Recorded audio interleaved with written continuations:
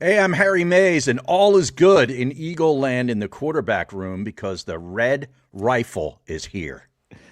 And I'm Louie DiBiase. I do think there's another trade coming that doesn't include Andy Dalton. I'm Marc Farzetta, and Howie Roseman remains a cap wizard. But is this team better? We'll talk about all that and more in this edition of Locked On Eagles Squad Show. Fly, Eagles, fly. It's the Eagles Squad. Everything Philadelphia Eagles every week. Covering all the big hits and game-changing plays from the city of brotherly love. The way only the Locked On Podcast Network can. Get ready and squad up. It's the Eagles Squad Show starting now. And we do thank you for making Locked On Eagles Squad Show your first listen every day, part of the Locked On Podcast Network, your team every day. Louie DiBiase right there has got you covered each and every day right here on Locked On Eagles YouTube channel. And then me, Harry Mays right there, and Jason Martinez will be along with us shortly. We just can't chime in throughout the week with our 2 cents on Locked On Eagles Squad Show. We got so much to get into today. We had a couple of Eagles newly minted and one the longest tenured, Lane Johnson, and also Hollywood Brown discussing Sean Mannion and also discussing the quarterback Jalen Hurts. So we get a little bit of a take on that. Howie Roseman makes a deal, sending a 2027 7th-round pick to the Panthers in exchange for 38-year-old quarterback Andy Dalton. So he's now a member of the Philadelphia Eagles, what that means for the quarterback room and what that means from Tanner McKee. The question about Jake Elliott as to whether or not he would be back, some of us were skeptical. Well, a new guaranteed 5-year deal guarantees more or less he'll be back. And Howie Roseman continuing to wave the magic wand when it comes to cap space. But again, Harry, you and I were talking before the show. Howie strikes again right before Squad Show. I like that he gets his work done just so he can watch us right away. Similar to last week with Hollywood Brown, Dameon Pierce, running back, formerly of the formerly of the Houston Texans, formerly of the Kansas City Chiefs, signs a 1-year deal to be in the Philadelphia Eagles backfield. I would assume maybe just a camp body. Yeah, don't really know, probably. But that deal just becomes done. Harry, you feel the same as I do. Yeah, I do. And it's nice that they do these deals right before we start shows, though, because it gives us a little juice. But this is not a signing worthy of Louie stopping and doing a short video for, in my opinion. Does not. Hollywood Brown was probably the cutoff for that, but a guy that had 26 rushing yards last year probably doesn't get it done for me. Yes. His best season was this rookie season. He had 939 yards for the Houston Texans, 4 touchdowns out of the backfield for that. Only 1 receiving touchdown. Again, he was 22 years old. This is back in 2022, and now the Eagles become the Eagles become his 3rd team in a year. Yeah. Because he was with the Texans, then he was with the Kansas City Chiefs, and now he's with the Philadelphia Eagles. So welcome to South Philly, friend. Think about that, guys. I mean, this guy was in the 2022 draft. He was a beast at Florida. Yeah. He had a big final year. I think he had like 13 touchdowns or something, and was a real good back in the SEC. And now it's 2026, and he's at the end of the line. Like this is what people talk. We look and we cover these guys. Guys like Lane Johnson that stick around in the league forever. But this is where they get that average length of NFL life, is guys like this that just take a beating. He took a beating in college at basically at the pro level of college in the SEC, and then he took a beating the first couple seasons with the Texans, and you just. He's got a little bit left, and you're just bringing him in here, I guess, to see what he's got. It's low risk, and maybe he can give you something in training camp, take some of the heat off of Saquon Barkley early in the season if he makes the team. But it's just funny to see how these guys just go, and they go fast. It's also funny to see how just some of these running backs, these random running backs, will have one big year, and then you just never hear from them again. Yeah. It's really fascinating because, like you said, as a rookie, I mean, this guy almost had 1,000 rushing yards. It's a late round pick for Houston. And then, he had a 500-yard season from scrimmage in 2023. After that, really fell off in Houston. Was a solid returner for a little bit as well. So maybe the Eagles want to kick the tires on that. But overall, I think the Eagles have a pretty set backfield of their top 3. I mean, it's going to be Saquon Barkley and Tank Bigsby again as your top 2. Will Shipley, didn't love what I saw from him in year 2 in 2025, but I think they still like him inside that building to bounce back in year 3. So, yeah, I mean, this is a fourth guy that's a camp body. They don't tend to really keep 4 running backs anymore. So I don't really think it's much of anything outside of a camp body. Yeah. No, I agree with that sentiment all around. Also, while we're talking about some, I don't know, maybe underrated running backs, potentially Pierce proves us all wrong in training camp and in the regular season. We'll see. It seems like a lot of things got to go wrong for that to go right. But Boston Scott calls it a career. The giant, a 5'6" giant killer. On a good day? How about right on a good day? Yeah. What do you call it? Soaking wet when you talk about a guy's weight. What would you call it? Standing on a box. 5'6", obviously. One of the things I just want to shout out about him is that I don't know if there's ever been a guy that has lived up to his nickname more than him. I mean, you're talking about just in the regular season, 17 touchdowns, 10 of them, this is including receiving, 10 of them against the Giants. So I would go ahead and say the Giant Killer is a perfect nickname. I don't know if there's anyone else other than Billy White Shoes Johnson, who I believe actually did have a pair of white shoes. This might be the most dead-on accurate nickname ever. It is funny that Boston Scott, like an undersized running back that is, like you said, 5'6" on a good day on his tippy toes, I would say. Tippy toes, okay. Is a killer of a team named the Giants. But it is true. Like, the nickname came after the fact. It wasn't he was the Giant Killer that just happened to kill the New York Giants. Like, his numbers against that team, I've never seen anything like it where a role player of that magnitude, just a solid third running back in a rotation, a solid special teamer, just made one team pay. It felt like no matter, like any other game, just an average player.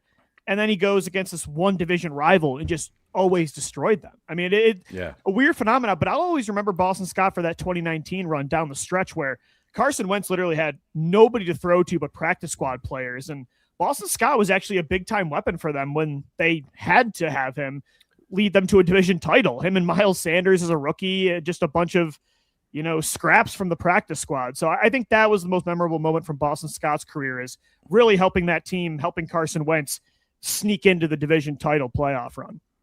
Yeah, no doubt, man. I mean, you think about the production that they got from a third string, basically a third string running back player that was drafted in the 6th round out of Louisiana Tech.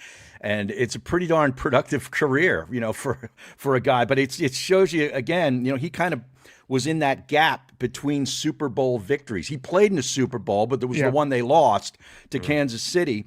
And had 3 touchdowns in his playoff career. Just always kind of, when they needed him, for a play, he seemed to be there for one. And it's like, you think about you're going to be drafted in the 6th round. Maybe a lot of guys drafted in the 6th round, especially at that position, don't make teams. He makes the teams, and he has 6 real productive years here. And then I think he kicked it around in some training camps with 1 or 2 other teams, but never could quite catch on. It was Philly or nothing for Boston Scott. But man, you always remember him, as you guys said, for the Giant Killer. But a productive career for a guy in the 6th round, and his name is the same name as a golf apparel company that I really am fond of their shirts. So I'd be wearing these shirts, and guys would be like, "Hey, what's that logo?" I said, "Oh, it's Boston Scott." They're like, "Oh, the football player? He owns a golf apparel line?" He could be an ambassador. No. That's different guy. Yeah. We'll see if Boston Scott likes golf. All right. Yeah. You ready for this? Yeah, right. Here's my Boston Scott story, and I'm going to go ahead and brace you for it, okay? It's the only time you're ever going to hear Boston Scott and Jerry Rice in the same sentence, okay? I'm ready. All right, here you boy. go. Did I Jason Martinez joins us, by the way. Chiming in. What's up, Jason? I'll do. And I'll do, friend. In 2018, Boston Scott's first year with the Eagles, I remember being at training camp. And usually what happens is, especially for a running back, they catch the ball out of the backfield. They run like a small wheel route or whatever. And they catch it, and they blow the whistle, and it's dead, and everyone goes back to the huddle. Boston Scott did the Jerry Rice thing. Maybe not to the extent of, but definitely in the neighborhood of, where Jerry Rice would catch a pass, and no matter where he caught it in practice, he'd run to the end zone. Right. Okay? Because he wanted to train his body to just find the goal line. Boston Scott would do, instead of doing like maybe 1 or 2 steps, he'd go 20 yards every single time. Yeah. Every single. And I remember I caught him in the locker room after the game, or after the training camp, and I just went, "Are you doing the Jerry Rice thing?" And he just smiled and then walked away. I was like, I knew it. He's like, "Yeah, you got me." And I was like, "Good for you, man. Good for you. Good for you." The young man, at that time a rookie, knew his history. The confidence of a 6'2" running back. Right. Well, it's good. If you're going to emulate somebody, that's not a bad guy to emulate his work. Exactly. No, you could do a lot worse. Yeah, there's a lot of dogs out there. You go, "Oh, I see the way this guy does. He doesn't do anything," and become that. Become a mutt. Exactly. Folks, I don't believe in wizards, but if I did, Howie Roseman would be a wizard. Okay. Here's praise and then a question. Here's the praise. The Philadelphia Eagles general manager Howie Roseman was looking at $12.5 million in cap space going into free agency. That ranked 21st in the NFL. Howie, due to his wizardry, has jumped that up to around just under $38 million in cap space, going from 21st in the NFL to 7th in the NFL for cap space available. You got the Titans, Chargers, Commanders, Jets, Cardinals, Seahawks, Eagles at number 7. And that's just barely behind, by the way, the Seahawks, who have a little over 3.8. The Eagles have a little under 3.8. So here's my thing. One, wow, Howie's incredible. But Louie, I'll ask you this question first. The cap is great, and you can't argue that the team is in a better position to strike on maybe a bigger deal. But with any of the moves that they've made so far, are the Eagles better than what they were when they walked off the field at the end of the season? Yeah, that's a good question. I think it depends on what position we're talking about, because I think if you look at cornerback, they've upgraded going from Adoree Jackson to Reek Woolen. I think when you look at wide receiver 3, Hollywood Brown, to me, right now is a better player than what Jahan Dotson was for you in 2025. But at the same time, you have this hole at starting safety next to Reed Blankenship. Could it be an upgrade through the draft? Yeah. But right now there's literally nobody there, so I don't feel great about that. And as much as I like Arnold and McKee, I do think at the same time Jalen Phillips is clearly a more superior player at that spot. So I still think the roster is pretty much as good as last year. But yeah, I think there's still a couple holes that they have to address. Luckily, there's still a whole draft coming up in a month. But yeah, I don't think anything has happened this offseason unless A.J. Brown is traded. Like, that's a dramatic change that changes the landscape of their contending window. But even the Jalen Phillips loss or Reed Blankenship this year, I don't think it has done enough to tell me they've still, like, their win-loss total would be affected by anything that happened so far. Well, one of the things, one of the answers to that is Lane Johnson's coming back. Right. So, you didn't really lose anybody that's like instrumental. Better. Well, right. He did the Jedi mind trick on Dallas Goedert again and somehow got him to take next to nothing. And you brought back a really productive piece of your offense that we had kind of thought, his days are numbered. He's played his last game as an Eagle, been really good. How are they going to replace him? All this kind of stuff. Can you get up high enough in the first round to take the kid from Oregon, Sadiq, which would not probably happen. So he managed to keep that guy. And like Louie said, we upgraded the third corner spot and the third wide receiver spot with what looked to be better players. So I think they are better off, from a personnel standpoint. And as you laid out, Marc, definitely from a cap standpoint, he is a wizard. He's a grand wizard out on the house, Yeah, kick that can down the road. Right. Well, the thing I find really interesting about it is, like, an NFL team going into a certain year will go, okay, this is a year where maybe we don't think we're going to be that good. So let's kind of eat up some of the money that we can now so we can have it for a year when we're really going to push in. And him doing that, freeing up the money, tells you, to me, that's the tip of the hand that he's looking to get something big done to help improve this team even further. Yeah, like kicking Goddard's $20 million dead cap hit down the road again. You're right. Instead of just eating it right now, it could just mean he's ready to eat the A.J. Brown contract if a trade comes. But I think Jason's right. Like, a big move could still be coming. Yeah, I think he's got some. I think this guy, I think you're right. He's a wizard. He's always got something up his sleeve that you don't see coming. And he knows how to manipulate. I can't imagine what that CBA book looks like and for the NFL cap rules and methodology. But he's read it like War and Peace 18 times. He knows what's coming up on the next page every time. Yeah. Do you think they'll ever change it? Loophole is. I think they refine it every time they do a CBA, because look, teams find loopholes that they exploit. in these things, and there's nobody better at it than him. I don't think he can move money. I don't think there's any doubt that there's something big coming. Yeah, that's a tip, though, right, Harry? I really believe it. Man, this is too quiet of an offseason thus far for Howie Roseman. I mean, the Red Rocket aside, that was huge. And I know we're going to get into that. But, I mean, Red my God. Rifle, by the way. Oh, yeah, that's right. I'm sorry. Jason joined the show, and he makes me think Red Rocket because his Red Rocket would get out every now and then talking hockey. It's the Red Rifle. It's the Red Although Rifle. Marc told us of the Rangers before. Jason wasn't even here yet. I know. Good. Yeah, right. I was thinking Texas. I thought Jason was Texas Rangers. Oh, not the last place New York Rangers. Yes. Right. Yeah. Who belted the Flyers last week. Yeah. Now the door's open. Now the door's open. I was watching Anaheim and the Flyers last night. I'll admit it. Yeah, it was good. It was a good tilt. Yeah. Like the Rangers made me think. Like the same thing applies in football, and Howie I think believes this too. Like a guy like Mika Zibanejad kills the Flyers, right? Doesn't kill anybody else, kills the Flyers. Right. I go, if there's a guy like, if you're an NFL GM that just murders you every time you play him, you know what the best way to fix this is? Trade for him. Make him up, put him on your team. Yeah. Double agent. Sure. Yeah. But here, Jason, I'll answer this question, though, as far as changing it, refining it, whatever it comes to the CBA or even, just the way they do contracts in general. I mean, they already want to look at what Howie Roseman's doing and be like, are those voided years really legal? Isn't it kind of like a luxury tax in the NBA where it's a salary cap, but as long as you're willing to spend over it in cash, like you could keep doing. Remember when the NBA before the aprons, they used to have a luxury tax where you could pretty much go over it as long as you were willing to spend the extra tax. It almost feels like the void hits are kind of the NFL's version of that. And I do wonder if eventually they'll try to. I don't know if they'll ever have like an NHL hard salary cap, but I do wonder if they're going to try to tighten it up at some point. Mm-hmm. They shouldn't, because the player movement is one of those things in sports that creates a lot of drama and a lot of. It's like it's one thing about the NHL that they haven't caught up to the other sports in. Frankly, like the NBA, it's gone too far. The player has too much control. It's gotten James Harden comes in, he wants to pick where he goes next, and he's going to opt out of $35 million to go here.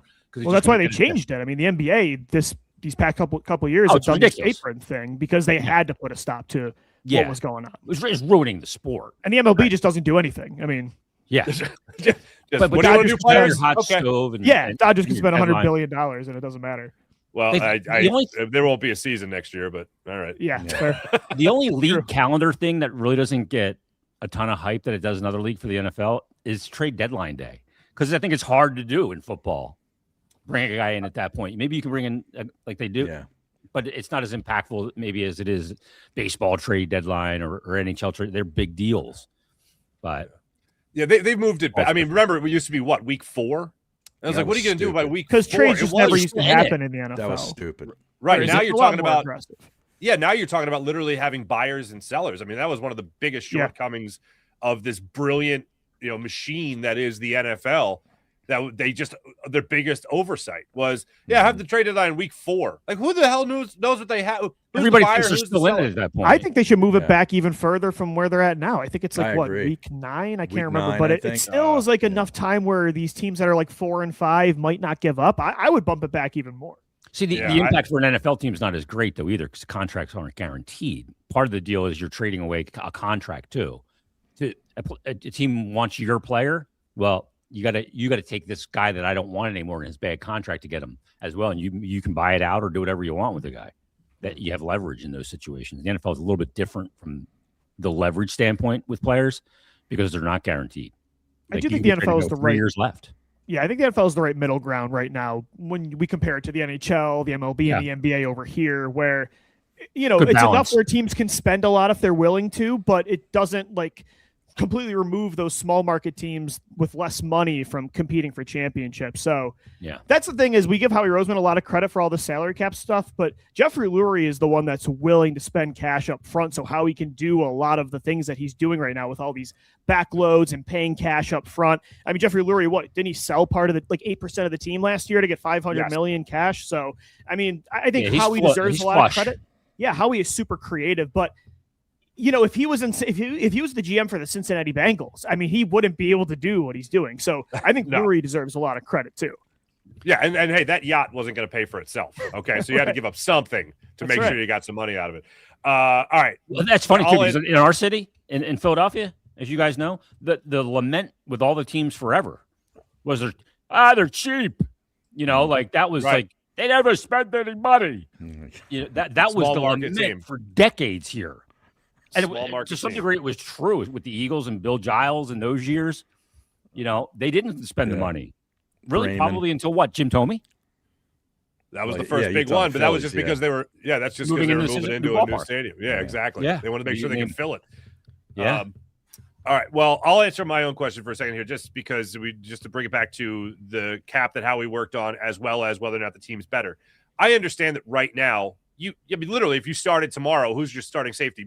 Michael Carter the second? Sidney Brown. No. I mean, is that Sidney what we're doing Brown? Maybe. You know what I mean? So look, I understand there's a lot of work, but just when you do compare the positions, and you mentioned Jalen Phillips, obviously it's a downgrade at the DN position right now. Safety is still a big question mark. With what you brought in at corner with Reek Woolen, you certainly have upgraded at that spot. What you have brought in at the wide receiver position as of right now, with A.J. Brown still on the roster, you certainly upgraded there. But the big question still remains, the man we're going to talk about next, and that is Sean Mannion.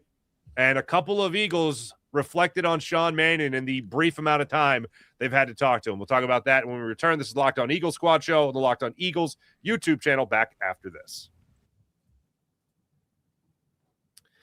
And right now, I'm going to tell you about Robinhood. Hopefully, you guys are taking advantage of all Robinhood has to offer right now, as Robinhood has you covered with this. What if sports were traded like markets? Now you can put your sports IQ to work in real time with Robinhood prediction markets. It's not you against the house. It's you participating in a live market. You could buy or sell your positions live all game long. Use your sports knowledge in the moments that matter. Robinhood prediction markets changes the game. It's people moving the action. So when the momentum shifts, you can move with it. You always knew you knew the game, but never had a dynamic way to apply that knowledge. Now you can actually take part live in a market powered by people. You're no longer just a spectator. Play-by-play, you decide. Trade every play with Robinhood. Now available across the United States. Download the Robinhood app now to begin.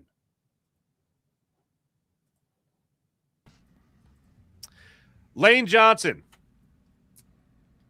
Hollywood Brown, and one amazed conversation with Jalen Hurts to grade school kids, okay? All things, as you would assume. Saquon Barkley was another one. Hasn't gotten into the nooks and crannies of the offense yet, but was another one to talk about how excited he is for Sean Mannion. Certainly file it under if you want to. What are they going to say? But Lane Johnson was probably the one that got the most specific with what he's expecting to do, because all he did was really highlight Shanahan's offense, McVay's offense, when on the, whose podcast was he on? It was Fitz and Witt. Fitz and Witt. Fitz and Witt. Yeah. Thank you. He goes on that podcast and he's asked about the offense. And he goes out there and says that he is very excited to run a kind of offense where he might have to do less as a tackle, meaning that there's going to be a lot of movement behind the line of scrimmage to the point where he just got to worry about his guy or maybe getting help from the guy next to him, and the play takes care of itself. He's here for it all day long, more or less. It's the most detail we've heard from anybody looking at what this offense could be, and certainly the most excitement we've seen from anybody when it comes to potentially, Harry, running this Sean Mannion-esque offense ripped off from McVay and Shanahan in a copycat league. Yeah, I mean, at the risk of sounding like an offensive line coach, which I am not and have never been confused for one, apparently the Shanahan system is a little easier on the edge guys, with the way they scheme up the blocking. So Lane Johnson's going to like that, especially at this stage of his career. But that sounds good. And also the idea of like bootlegs and waggles and things incorporated and moving the pocket, all those types of things are things that you're used to seeing when you watched those teams play. We think that that's going to be incorporated, and Jalen Hurts going to be moving around a little bit, which I like. So all that being said, I think if you are Lane Johnson, you have to be pretty excited at this stage of your career to be like, whew, maybe, taking a little burden off of me here, and maybe I can stay vertical, for more than, 10 or 12 games. Yeah, Louie, the other part of this is you're looking at, by the way, Andrew Whitworth is the name I was looking for, and Ryan Fitzpatrick, Fitz and Wiz, that's the show he was on, and he talked about his excitement playing under Sean Mannion. Look, we're looking at a situation here where he doesn't have Jeff Stoutland. I was waiting for something that would make you think there were some sour grapes there. There was nothing like that from Lane Johnson. And I'm not saying by any means was he doing cartwheels over a change, especially at the offensive line coach. But there was nothing there. It was all about moving forward for Lane Johnson. And when you talk about where he is in his career, maybe one more year left in the NFL. Hopefully he plays more than 14 games this season. But just seemed like everything was going to fall into place, not just for him, but also for Jordan Mailata in what this Eagles offense will look like and the blocking schemes they want to use with this offensive line going forward.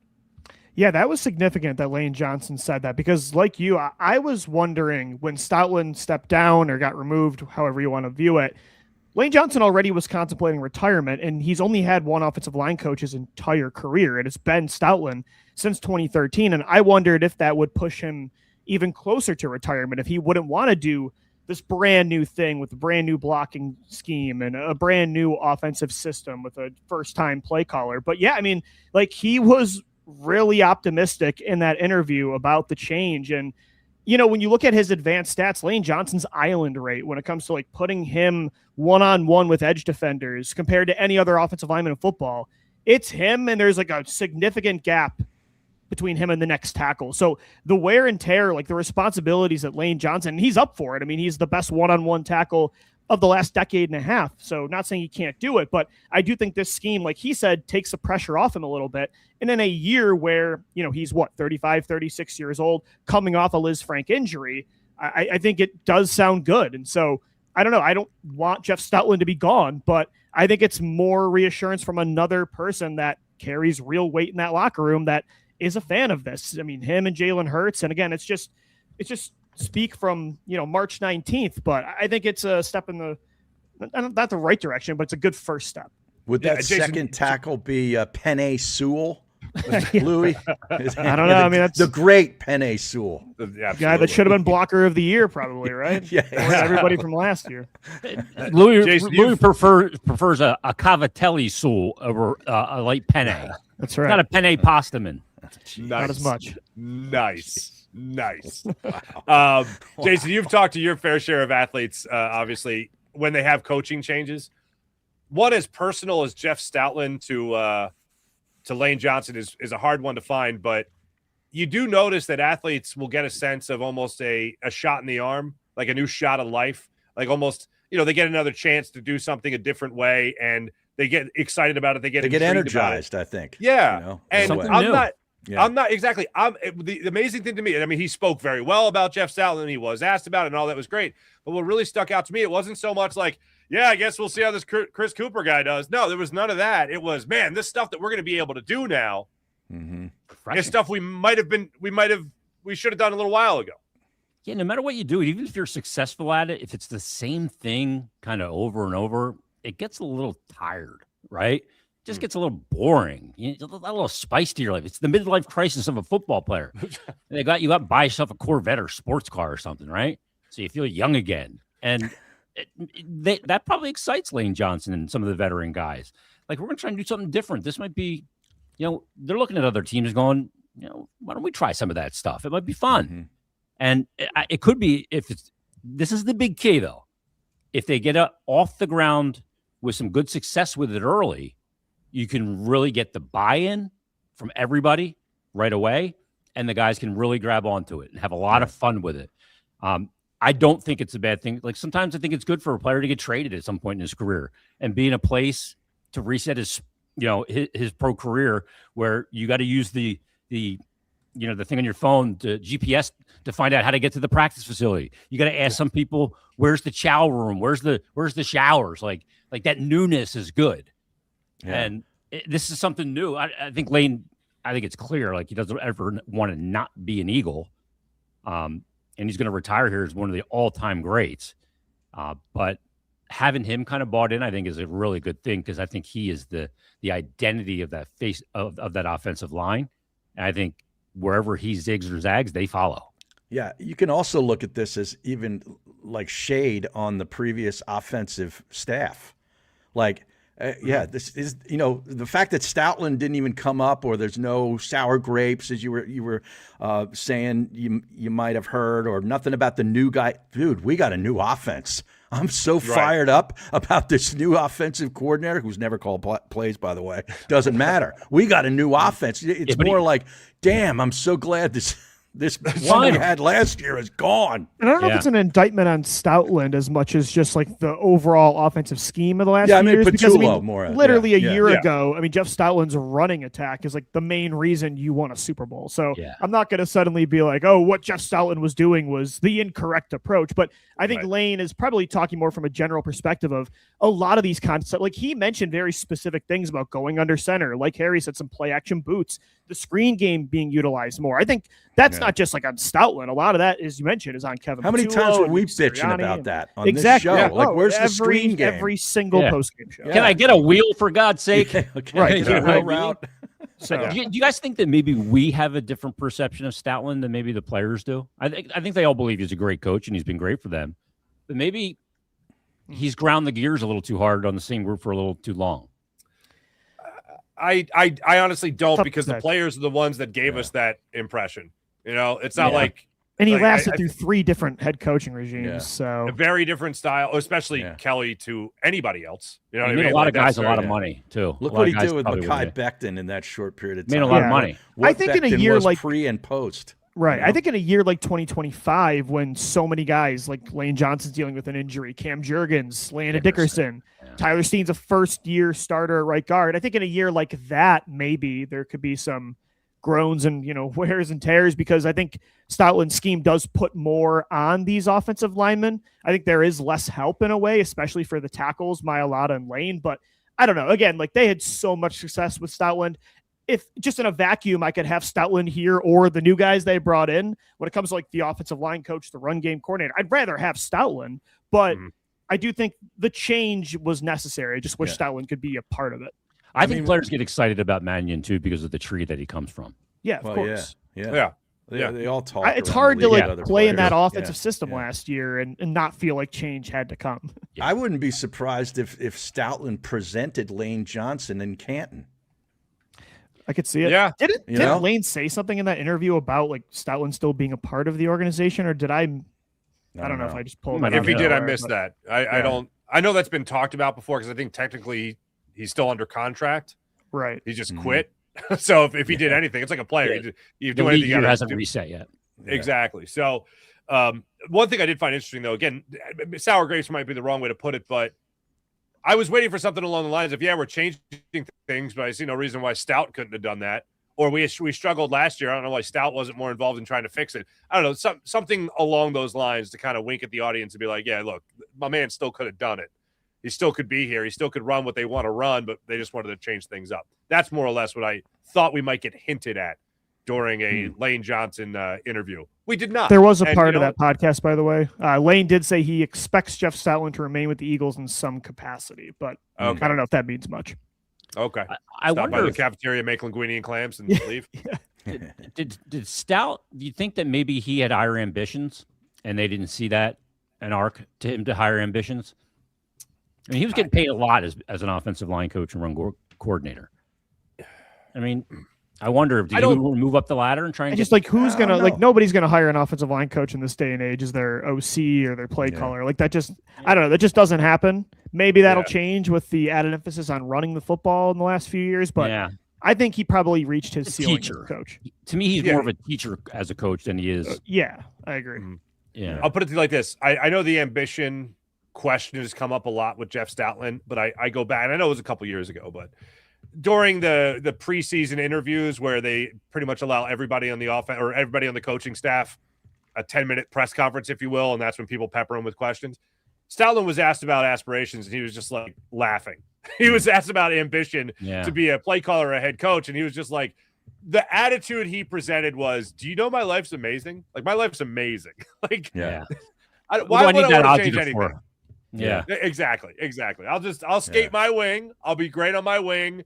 Everybody else, take care of your wings. Mine's fantastic. You're opening up the door. Skate your wing, Harry. With the skating of the wing. No, I mean, you're just begging for more.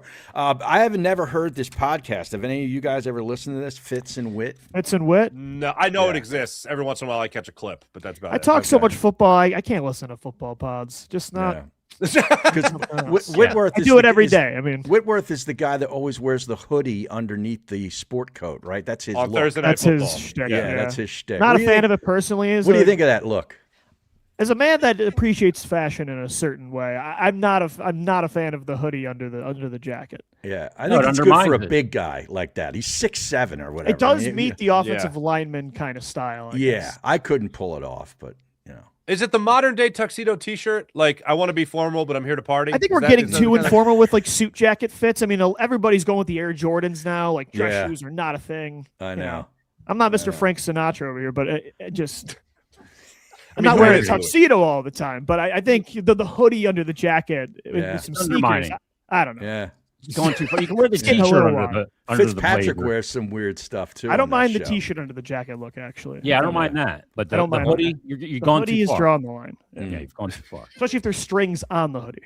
Yeah. Strings are no good. That's no good. Yeah, I pull those. If I buy a new hoodie, the strings are gone immediately. Yeah, they got to come out. When am I pulling that thing? Right. That's a hill I'll die on. You know what I'm saying? I feel like this is a Seinfeld bit. What do I need? Tassels? What are we doing? Yeah. Did you guys see him with Gruden too?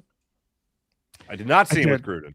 Yeah, he was with Gruden, and obviously, Gruden he's such a caricature at this point. But I find it hilarious. You know, I coached there in Philly. You listen to that WIP radio? They loved me until all of a sudden they didn't. They said if I had one IQ point less, I'd be a plant. Yeah. I have heard Gruden use that line before, and he's not wrong. Lane threw some shade at WIP on it, too. Oh, yeah? Yeah.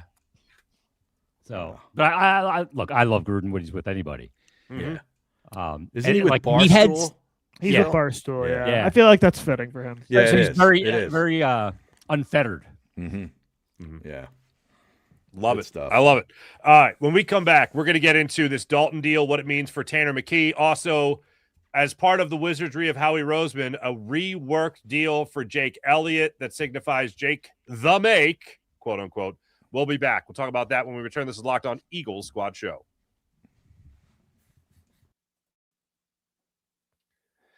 And right now, I want to tell you about FanDuel, and hopefully you guys are taking advantage of all FanDuel has to offer, especially when we're talking about all the craziness that goes on in the month of March. FanDuel has you covered with the college basketball nonstop, big games, tight point spreads, momentum swings every single night, from early tip-offs to late-night West Coast shootouts. There's always action on FanDuel on the board. And now FanDuel is giving you a way to turn all that energy into even bigger potential wins with college basketball parlay profit boost. You can build any college hoops parlay you want. Rivalry games, ranked matchups, whatever fits. FanDuel has you covered. Mixed spreads, totals, and player props as well. They got you covered for that. Apply the profit boost and instantly bump up the potential payout. Go safe, go bold, ride the team you've been following all season long, ride your school. It's your parlay. Do what you want to do. That's the beauty of the profit boost on FanDuel for all college hoops. Head to FanDuel.com to get started. That's FanDuel.com. Go to FanDuel.com, download the FanDuel app, and you're on your way. The college basketball parlay profit boost on FanDuel. What are you waiting for? Get involved in all of it. Go to FanDuel.com. FanDuel, play your game. So, gentlemen, we got Jake Elliott back. Goes from a $6 million deal to a $5 million deal. We've done this a lot with A.J. Brown. Let's go around the horn. Harry, Jake Elliott's back. He's had his struggles. Jake Elliott looks like he's all but guaranteed, being that you got a $5 million deal for him to kick field goals for the Philadelphia Eagles next year. Yay or nay to Jake Elliott's return? Well, I mean, if he's not here, you know, what are you going to do? You're going to draft a kicker? Are you going to just remanufacture some other guy? I mean, he's been consistently one of the top 2 to 5 kickers in the league for the last 5 or 6 years. Even though he had 7 missed field goals last year, 1 extra point. He's the 3rd highest average paid kicker on an average basis, still in the league at this standpoint. So, you know, it would be a lot. You walk away from a kicker. It kind of sounds stupid, but they don't just grow on trees. It's kind of like when you have one, you just want to keep it until his leg falls off, and his leg is not falling off yet. I don't know. I feel like his leg fell off in 2024. You think so? I mean, then he rebounded. Jake Elliott is 2024. 6 of 7. Yeah. But listen to this. In the last 2 years combined, Jake Elliott, who was supposed to be like a big leg kicker, right? I mean, he would miss a lot of kicks in between 30 to 40 yards, but he'd always hit those 50-plus yarders. He's, in the last 2 years, 6 for 17 from 50-plus yards out. I mean, I agree with Harry. Like, it's hard to find kickers. They don't just grow on trees, and I wouldn't have just gotten rid of Elliott, but I hope they bring in some sort of competition because he bounced back in the playoffs in 2024, but the last 2 regular seasons, I mean, he's been a liability at times. So to guarantee his salary to save $240,000, I don't know if I love that decision, but I think they got to bring somebody in. All right, let me ask this question. I didn't know this off the top. I knew he was great, but I didn't know he was this great. 29 field goals attempted in the postseason in 16 games. All right, for Jake Elliott. 29 attempts. How many misses? Louie, do you know this off the top of your head? No, I don't. Can't be many, though. 2? You're close. 1. 1 miss. Wow. That's pretty good. Yeah. Now, man. 28 last of year, 29 in the playoffs. That's huge. That's when you want it.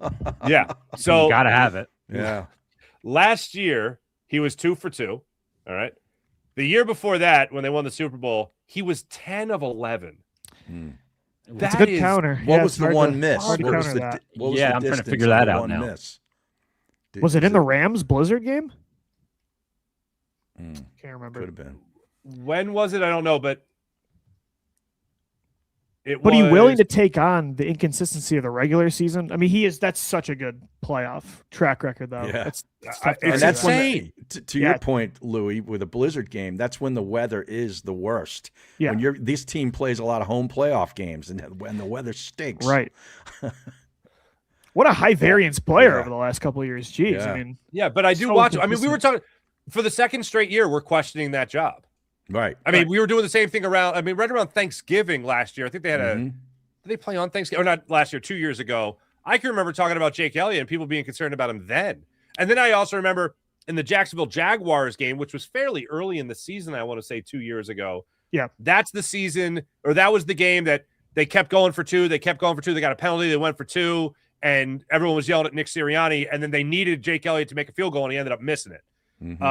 So there was a couple of things there that went into it. But I remember at that time, people were still talking about Jake Elliott and whether or not he had it. To me, if you're talking about whether or not a kicker still has it after 2 years, he's done. But then you see 28 of 29 in his career, including whatever that works out to be like, Makes it tough. 14 of 13?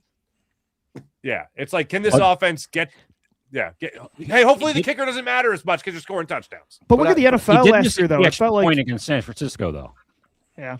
I mean, how point hard loss. was it to look how easy it was for guys, though, to hit like 60-plus yarders last year. Just like kicking was so the 50-yarders like a yawn now. Last year. It's like, so I wouldn't just be scared to make a change. I definitely don't get rid of Elliott, especially now they guaranteed a salary. But I would like to bring in competition because there are a lot of kickers right now, at least compared to a few years ago, that they're hitting these 50-plus yarders like automatically, and he's 6 of 17 in the last 2 regular seasons. Like the playoff track record's amazing, but that's a high variance player at that position. That is crazy, though, that they guaranteed this $5 million to save $250,000. Yeah, $240K, which is kind of weird. He's scraping the couch cushions for something. Yeah. What's they believe in him though. Yeah, like even at Sirianni and Howie's press conferences at the combine, like they were both asked about Elliott, and they didn't really waver. Didn't even like say there's improvement needed. Just kind of doubled down like we believe in Jake Elliott. And I don't know. I guess they inside the building they believe in him more than maybe outside of it. I think they also look at it and you go, where you're kicking. as you get older, you gain institutional knowledge of the buildings that you're kicking in, because you can bring in a guy that's got a huge leg and kick 70-yarders, but he's always done it in, easy climates and domes and stuff like that. This guy knows the wind swirls of Lincoln Financial Field in November because of many years of doing it, and, isn't kind of beaten already mentally when the wind is blowing like that. So I think that's part of it too. So I think you do ride a kicker almost till his legs falls off. It's funny you bring that up too, because I think the highest paid guy, not Elliott, but the highest paid is Butker. And he kicks outdoors in Kansas City in crappy weather. They play home games in January because they're, typically the first, number one team. Andy Reid values a kicker until his leg falls off. And it's like, Butker will be there. He'll retire a Chief. Well, look at the other teams in the division where you have to go on the road and play in their buildings too every year. Mm-hmm. The Eagles got to go to Giant Stadium every year. That's a tough building wind-wise. The doors open. Washington, another outdoor. Mm-hmm. Dallas can have its challenges at times too, to some degree, but and then the NFC, streaky Green too, Bay, right? yeah. There's something to be said for kickers getting out of those ruts. Some kickers take years to do that, and the fact that Elliott has been able to do that, multiple years in a row in the postseason, like that is impressive. Because sometimes, like when it spirals for a kicker, they don't come out of it. They might just be shot. It's a mental for a game. Bit. So I mean, they're on an island. It's a very individual position. It's very much like a golfer or a Who's that golfer in hockey. So in that golfer in the one tournament, he kept going for it over and over, and he cost himself the tournament years ago. No.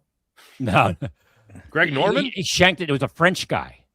Oh, Jean Van de Velde. Jean Van de Velde. Oh my God. And he just kept dropping, and he was after that. You won't see Jean Van de Velde no more. Yeah. He just lost it mentally. Yeah. That was the Open Championship. Yeah. Paul Laurie ended up winning that from Scotland. Is that right, Harry? Yeah, that's right. I have Jake Elliott's missed field goal, by the way. I have his missed playoff field goal. Oh, you do? 54 yards on a 4th and 15 with 8:55 remaining in the second quarter against Washington in that blowout 2 years ago.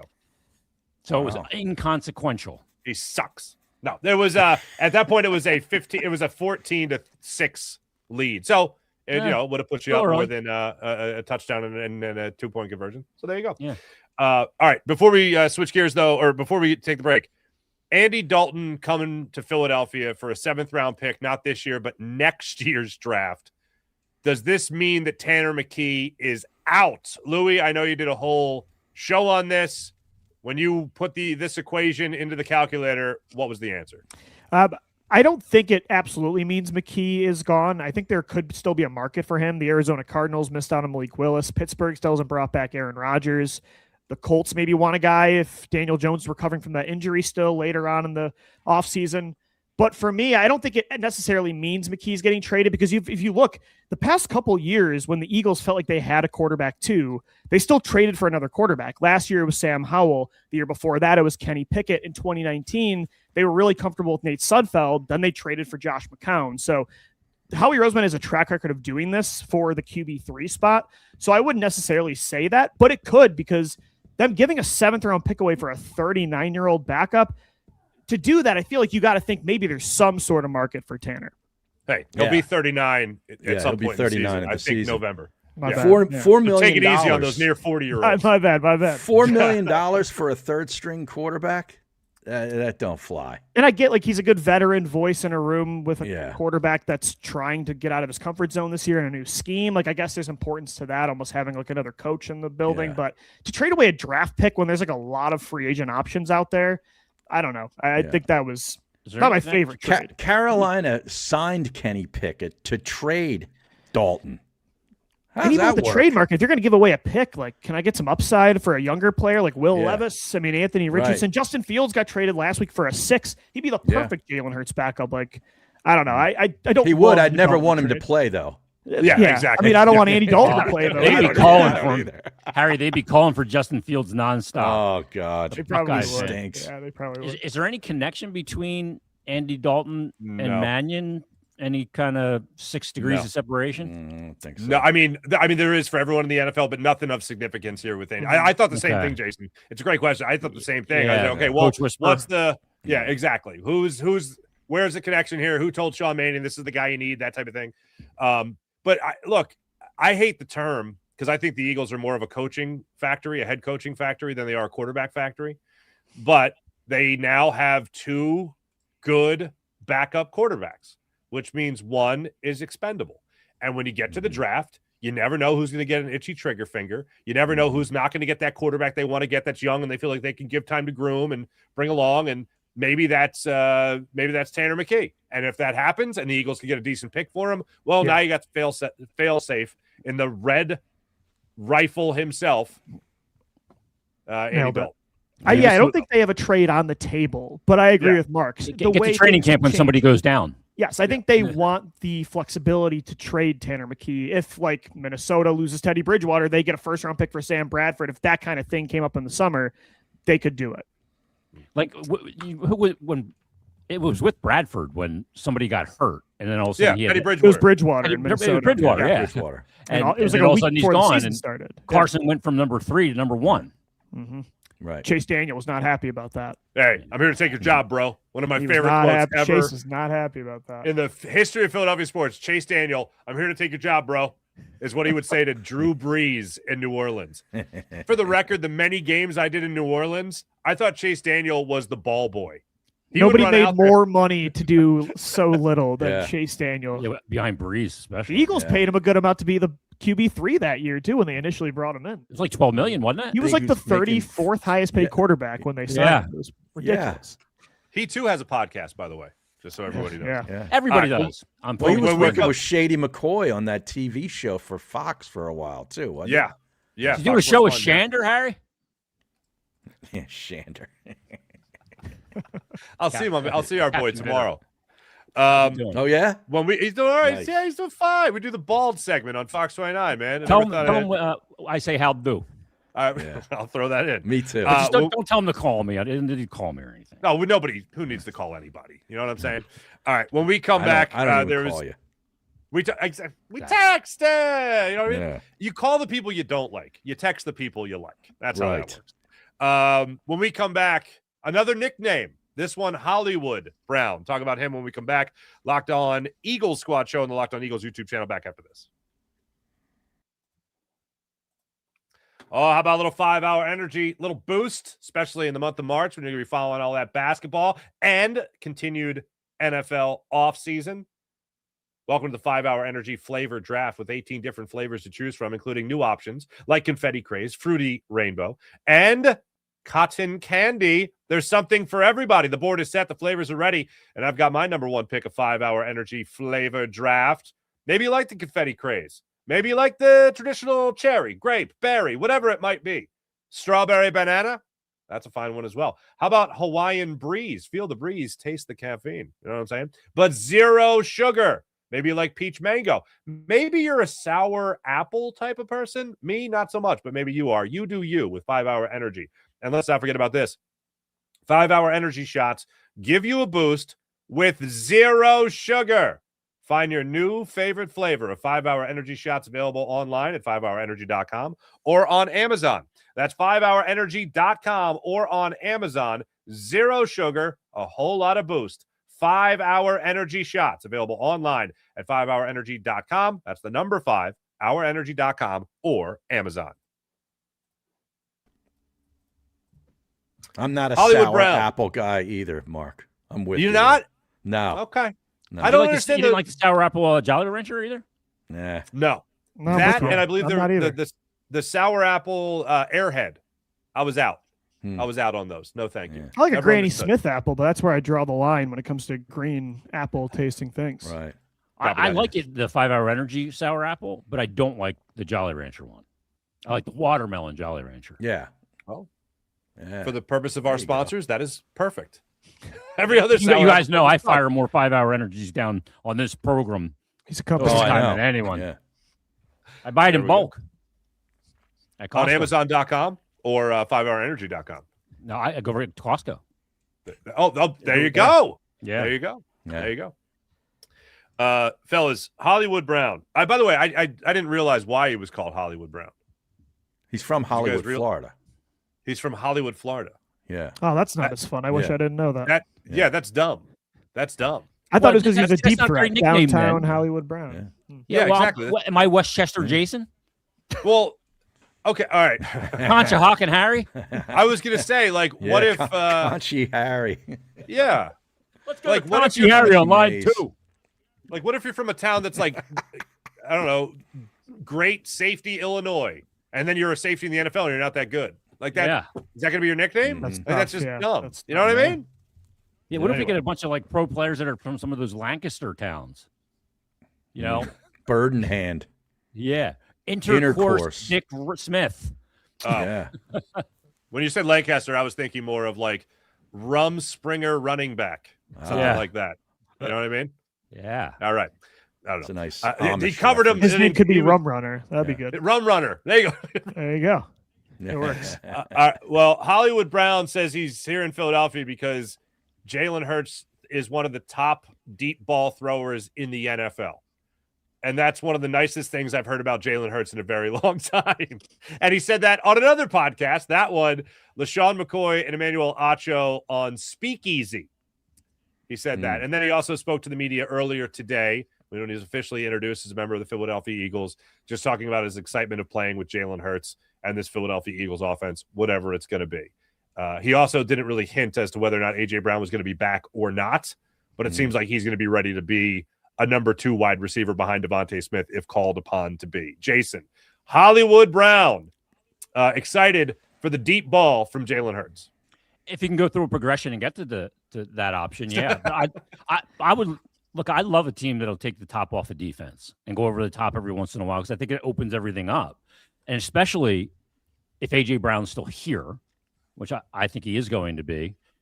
If you have a guy that can do that and really have that deep threat from time to time, that it has to be respected and honored by the defense and the running game, like the play action can play into that with Saquon. It just makes him better and more versatile offensively. It's an upgrade, I think, from Dotson, who I was extremely disappointed in, especially as a Penn Stater. So I'm looking forward to it, Hollywood Brown. I'm not going to call him Hollywood, though. No. Would you walk up to really weird. Hey, Hollywood, how are you? How you doing, Hollywood? It's weird, man. Harry, I was thinking of you because I watched the whole press conference and everyone's like, hey, Hollywood, welcome to Philadelphia. Hey, Hollywood, what do you think about the Hey, Hollywood, what do you think about the Hey, Hollywood, answer me this question for me. And I'm like, this seems weird. This seems really weird. See, I can't turn it now, though, because he's been called that since he got drafted. It's like Travis Etienne the other day saying, I'm Travis Achan. I'm like, we already have an Achan in the NFL. I'm not doing that. I don't know. Those are all the same guys that always address a coach as, oh, hey, coach. I come from the Mikey Miss school where I go by the guy's first name. Like Fran, I'd call Coach Dunphy Fran. Yeah. You know, and this guy's Marquise. No, that's too chummy. Okay. Yeah. That's too chummy. Yeah, I work in a pro sport it's all about the nickname. Oh, I know. That's right. Yeah. Just add an EI or a Y at the end. An EY, yep, exactly right. I was interested in some of the things that he said about A.J. Brown. You see this? He got to do what he got to do. Yeah. Whatever's best for him. I understand it's a business. I thought that was pretty interesting. Yeah, does he know something we don't know? I think most players that raised my eyebrows too, Harry. I know exactly what you're talking about. That was with the speakeasy. That wasn't with the press conference today. But you're right.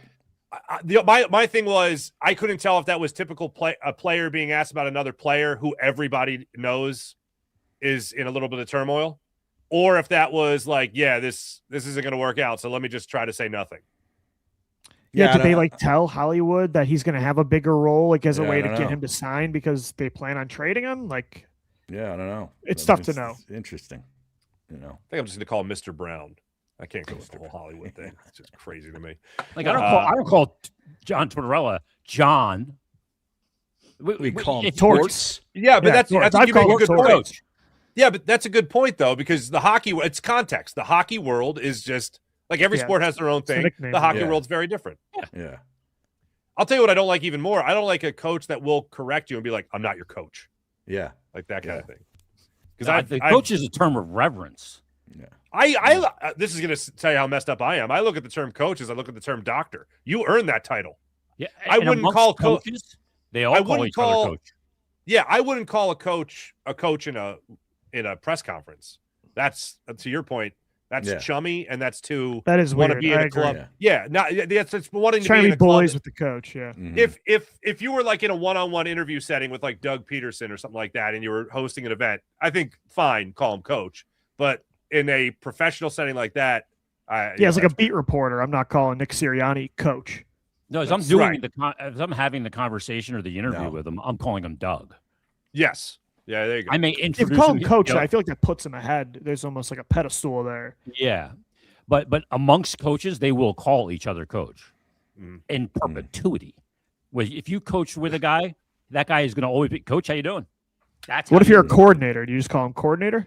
No, he's called coach too. Coordinator Mannion, how's it going today? Mr. Coordinator. Mr. Coordinator, sir. Let's go down and get your thoughts. Coordinator Mannion. Prime Minister Mannion, nice to have you along. Thank you for doing this. DC Fangio, good to see you. Folks, that's a program. Like to have you along for the ride. Thank you so much for joining Locked On Eagles Squad Show. Louie DiBiase's got you covered on this very channel for Locked On Eagles content and Locked On Eagles YouTube channel. So make sure you guys like and subscribe. Harry Mays, Jason Martinez, Marc Farzetta. We'll be back with you guys next week for 2 fine programs. In the meantime, go Birds. See you guys next week.